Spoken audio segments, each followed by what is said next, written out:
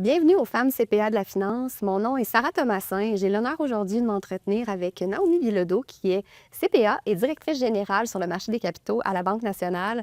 Bonjour Naomi, Bonjour Sarah. merci d'avoir accepté l'invitation puis d'être Ça fait avec plaisir. nous aujourd'hui. Écoute, j'aimerais commencer d'abord par t'entendre de nous parler de ton parcours scolaire et un peu comprendre qu'est-ce qui a motivé ton choix de carrière pour te diriger vers le titre CPA.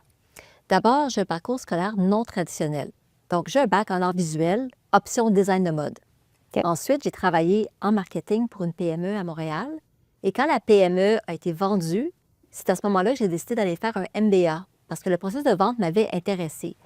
Et lors de mon MBA, que j'ai fait avec option finance, c'est là que je suis atterrie dans le monde de la finance. Et à ce moment-là, j'ai travaillé plusieurs années, c'est depuis 2004, j'ai eu 3 enfants. Et lors de mon deuxième projet de maternité, j'avais pensé longtemps faire un titre de CPA.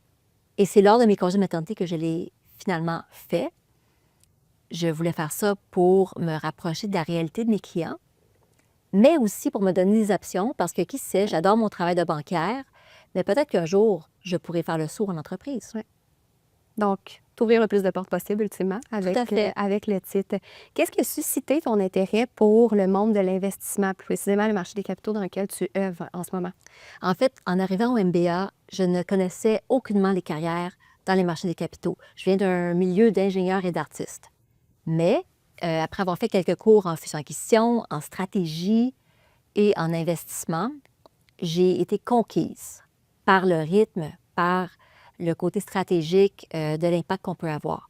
Donc, à la fin de mon MBA, j'ai eu plusieurs offres, notamment en consultation et en marketing, mais j'ai choisi la seule entrevue que j'ai faite en finance. J'ai pris la job et c'est comme ça que j'ai déménagé à Toronto pour travailler en fusion et acquisition. J'ai travaillé extrêmement fort, des semaines doubles, beaucoup d'heures, mais j'avais vraiment l'impression d'évoluer 2 fois plus vite, d'apprendre 2 fois plus vite, et j'étais très rapidement en contact avec des dirigeants d'entreprise, des PDG, des chefs des finances, ce qui était extrêmement valorisant. Puis aussi, dans ce milieu-là, la collégialité des équipes, autant dans la banque qu'avec les autres banques, est fantastique lorsqu'on commence dans la carrière. À ce moment-là, mon travail, c'était plutôt de l'analyse, préparation de présentation Ouais. et autres. Là où mon titre CPA m'a vraiment beaucoup servi en termes techniques.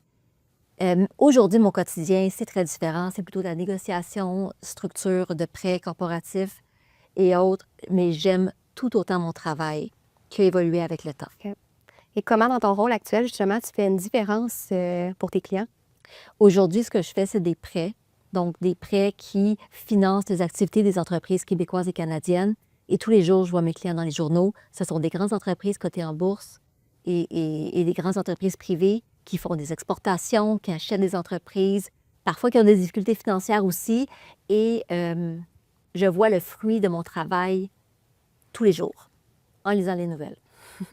Valorisant, quand même, Oui, motivant très à la motivant. fois. Quelles sont les compétences clés, selon toi, que ça prend pour réussir à se distinguer, justement, dans le monde du marché des capitaux dans lequel tu œuvres? En plus des compétences techniques là, évidentes comme comprendre les mathématiques, la finance et autres, il y a 2 compétences soft dont je pourrais parler. La première, c'est vraiment de s'intéresser à notre interlocuteur, à notre client qui est devant nous, parce que savoir ce qui les motive, savoir ce qui les stresse.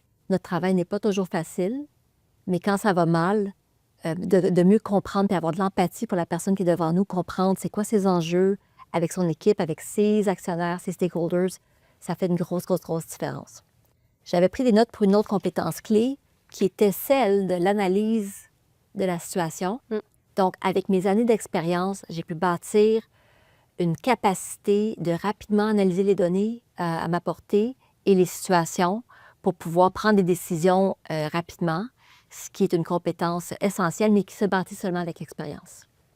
Donc, un mélange d'aspects techniques que la base peut-être du titre CPA t'apporte, en plus de toutes les soft skills que tu as su développer avec les années. Et voilà. J'aimerais t'entendre sur les mesures que les banques d'investissement ont peut-être déjà mis en place ou peuvent mettre en place pour permettre justement aux femmes d'évoluer, de gravir les échelons, de se rendre jusqu'à un poste de haute direction comme toi, tu le fais, dans un contexte où j'imagine la parité n'est peut-être pas encore atteinte à 100 dans ce secteur-là? La parité n'est pas atteinte. Ça, c'est un fait. On travaille très fort pour le faire. Puis, bon, moi, j'ai la chance d'avoir un employeur qui est investi beaucoup, beaucoup dans toutes les activités qui peuvent aider la parité.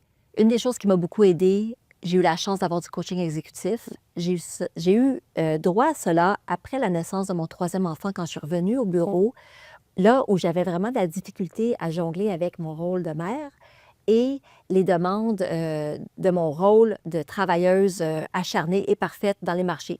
Donc, le coaching m'a vraiment permis d'avoir un petit peu plus d'authenticité, de mieux comprendre ma place et qu'est-ce que je voulais contribuer et m'aider à communiquer ça à mes collègues. Donc, ça a fait une grosse différence dans ma carrière. Ensuite, j'ai eu des mentors.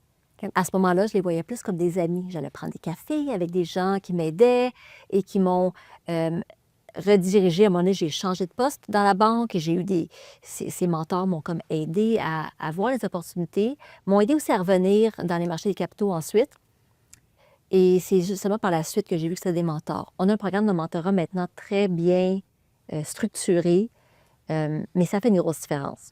Finalement, il y a du réseautage entre femmes. C'est crucial pour que les femmes plus juniors soient capables d'appeler des femmes plus seniors dès qu'elles ont un enjeu ou qu'elles veulent discuter quelque chose puis d'être confortables de faire. Et la dernière chose, c'est les formations sur les biais inconscients. Parce que nos collègues masculins font partie de la solution.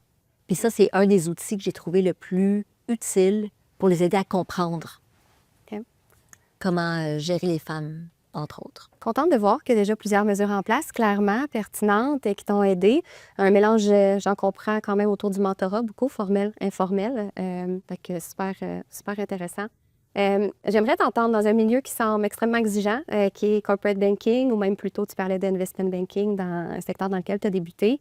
C'est quoi le secret pour réussir à maintenir un équilibre dans tout ça? Tout le monde a ses propres secrets, mais au travail, je dois déléguer beaucoup. Donc, à la maison, je dois déléguer beaucoup. Il n'y a pas de différence entre un et l'autre. C'est un petit peu la même méthode, si on veut. Donc, moi, dans mes priorités financières, j'ai dédié de l'argent pour pouvoir déléguer à la maison beaucoup de choses qui m'ont permis de m'épanouir dans ma carrière avec assez de temps.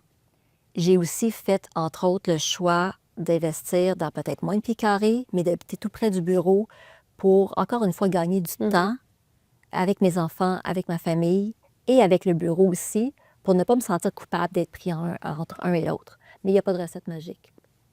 À chacun sa recette. Mais ce sont de très bons conseils. J'aimerais finir finalement en t'attendant sur un peu le meilleur conseil peut-être que tu pourrais offrir à nos étudiantes qui nous écoutent, la relève, qui souhaitent faire le saut dans le marché des capitaux, peut-être étudiantes ayant le profil CPA en ce moment, mais qui ont un intérêt pour ce secteur-là. L'intérêt, il faut le prouver en entrevue. Donc, le meilleur conseil que je peux donner, c'est la préparation. Lire tous les livres qu'on peut sur le mode de vie en finance et en marché des capitaux et prendre davantage des nombreuses ressources de préparation d'entrevue qui donnent c'est des recettes toutes faites de préparation d'entrevue, mais de prendre le temps de les lire, de les faire, de se préparer, va démontrer à l'employeur éventuel qu'on a un intérêt réel. C'est un marché très compétitif, donc je vous propose de prendre les mesures qu'il faut pour vous préparer. Donc, j'entends la préparation. Oui, c'est la clé. Encore, c'est la clé. C'est la clé. Je te remercie énormément, Naomi, pour ton temps aujourd'hui dans ton horaire occupé. Puis, je vous remercie d'avoir été à l'écoute.